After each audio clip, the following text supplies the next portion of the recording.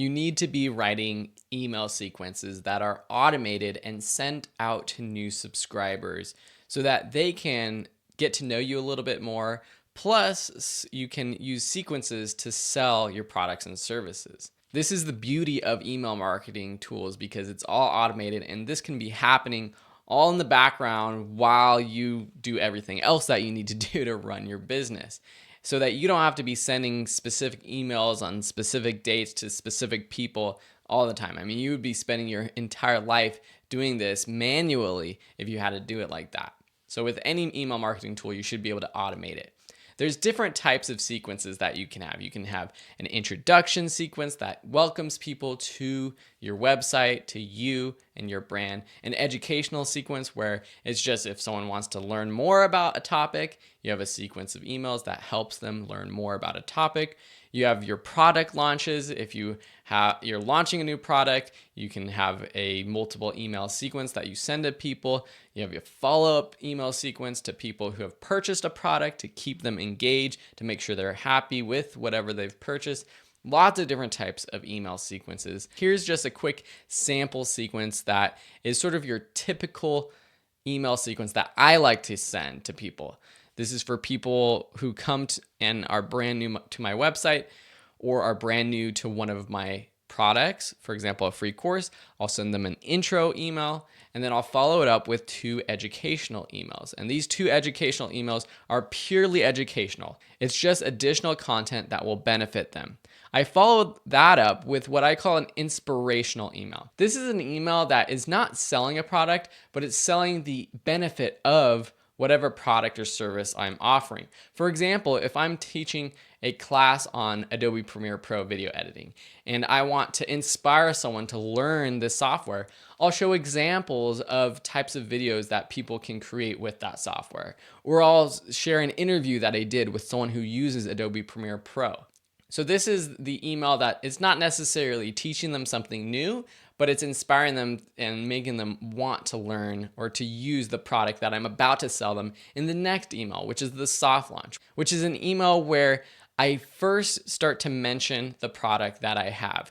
It's still an educational or an inspirational email in essence, but I mentioned the product. It's not a, hey, check out this product. It's only $99. You can get it here for 10% off.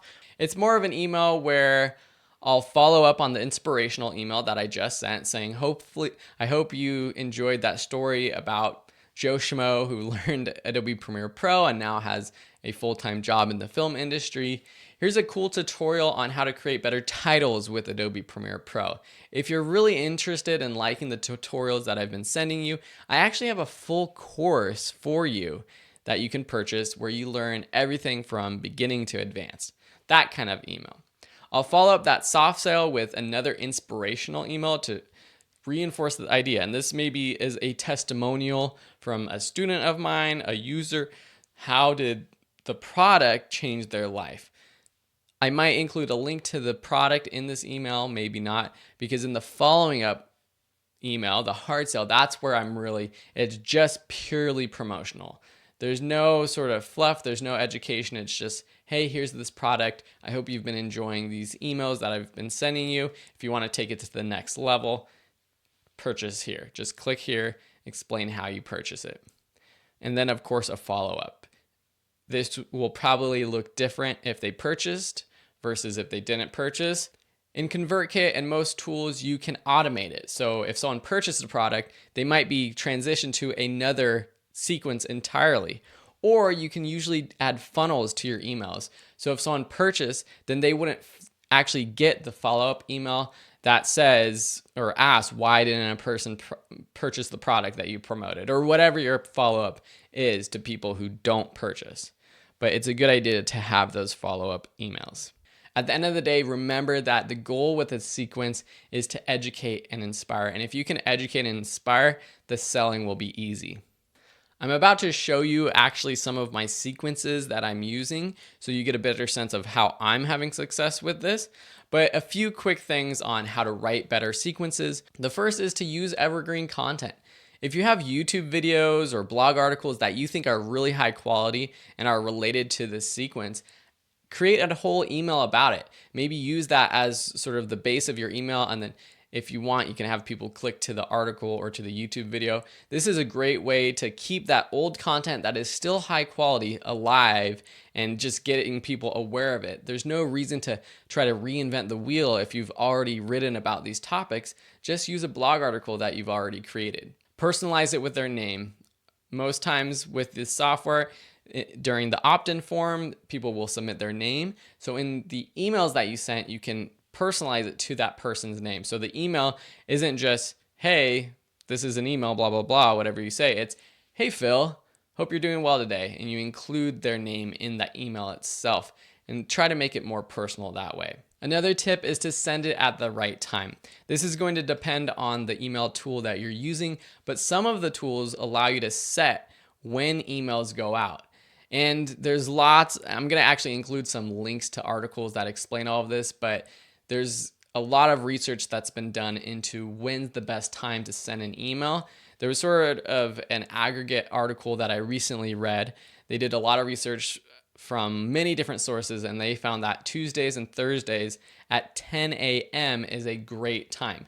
Now, 10 a.m., that's different for people all around the world, but if you can send it at 10 a.m. no matter what time zone people are in. That's one of the cool things about some of these email marketing tools. Not all of them have it yet. Otherwise, think about where most of your audience is. If most of your audience is in the United States, sending it 10 a.m. Eastern time is a great idea, because that's where most people live. I believe about half of the people in the United States live in the Eastern time zone. There's a lot of people on the West Coast and Pacific time, but even still, sending at 10 a.m. Eastern time will result in a 7 a.m. Pacific time email. So it'll be the morning. And that's where a lot of people are who have money to spend. So really, for most businesses, 10 a.m. Eastern time is a good standard. But it might be different depending on your niche. Some people found that sending on the weekends is really good, which is sort of weird because you wouldn't think that sending emails on the weekend is a good idea. But some people found that they had higher click-through rates and higher open rates on the weekends, maybe because people have more time. So it's a good idea to test. And the great thing about these tools is you can analyze the success of your emails by seeing what the click-through rate was, what the open rate was, and you can see, okay, if I sent this type of email at this time, did it do good or not? So you should be looking at your analytics too. The last quick tip is to test different subject lines. I'm going to be talking and giving more tips about subject lines in the next lesson. In some tools like ConvertKit, you can actually do A/B testing with subject lines, which is one of my favorite things about ConvertKit. You can actually test two different subject lines. And what happens is ConvertKit will send out your email to a certain percentage of the people receiving that email. And then they'll see after like 3 or 4 hours which subject line worked best.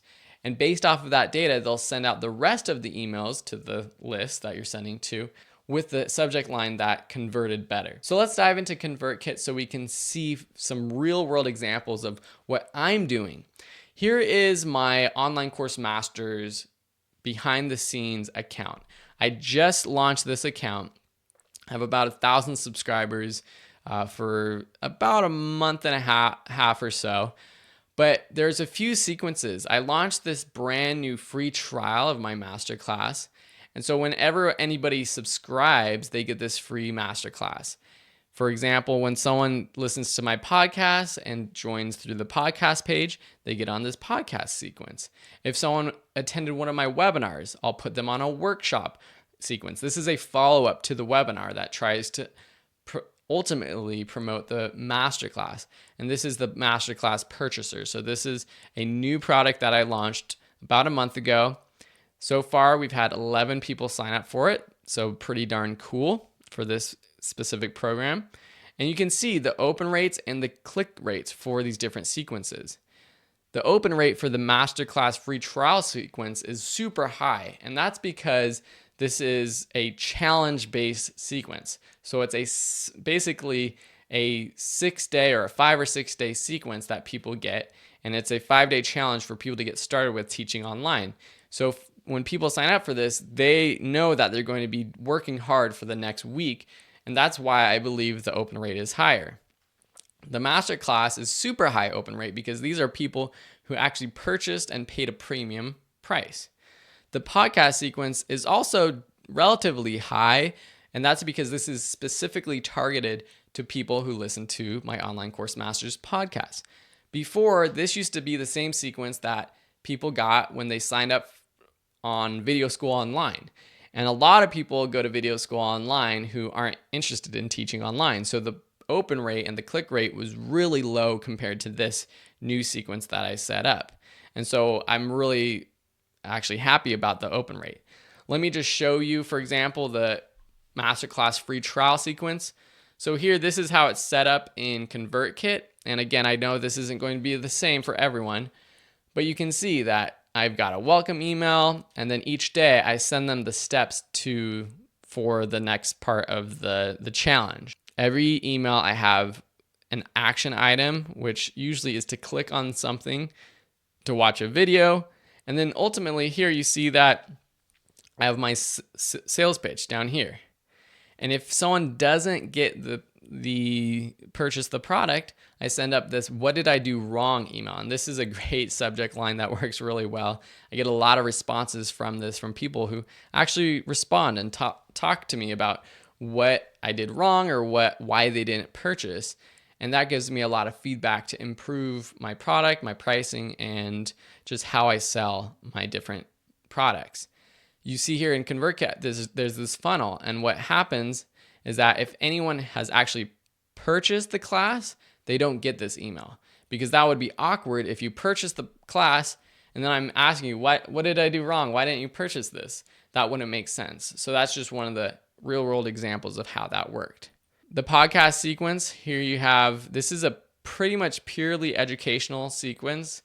I just have some inspirational stories, some tips and advice, 3 ways to get better reviews, all the accounts you need to start teaching online, 9 ways to validate your online course idea. At the very end of this sequence, I do promote my masterclass, and that's really all the promotion that I do in this sequence. Here I've switched over to my Video School Online account, and you can see all the different sequences that I have.